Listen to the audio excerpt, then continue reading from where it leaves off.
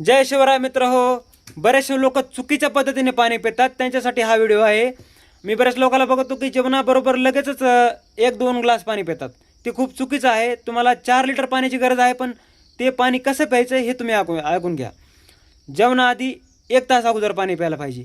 जेवणानंतर 1 तासानंतर पाणी प्यायला पाहिजे. जेवणाबरोबर फक्त 1 ग्लास पाणी ठेवायला पाहिजे, ते हात धुण्यासाठी. आणि जेवण झाल्यानंतर फक्त 1 घोट पाणी पिलं तर चालेल. 1 घोट किंवा 2 घोट पाणी प्या, पण 1 ग्लास पिऊ नका. त्याने काय होईल, तुम्ही जे अन्न ग्रहण केले ते अन्न व्यवस्थितरित्या पचणार नाही, कारण की पोटामध्ये एक जठराग्नी असतो, त्याला तुम्ही वरून पाणी टाकून शांत करतायत, तर ते अन्न व्यवस्थितरित्या पचत नाही. बऱ्याचशा लोकांना वजन वाढीची समस्या आहे, आणि ते लोक म्हणतात की आम्ही तर एवढा व्यायाम करतो, आम्ही तर एवढा आहार नियंत्रित ठेवला आहे, तरी आमचं वजन कमी होत नाही. त्याचं कारण तेच आहे, तुम्ही जे आहार घेता त्याला वरून तुम्ही पाणी टाकता, त्याने ते अन्न पचनच होत नाही, तर ते कसं लागणार तुमच्या शरीराला.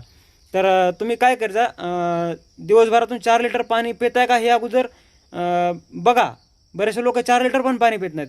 जेवणाबरोबर 1-2 ग्लास पाणी पितात, पण तेवढंच पाणी पितात ते, आणि 4 लिटर पाणी ते पित नाहीत.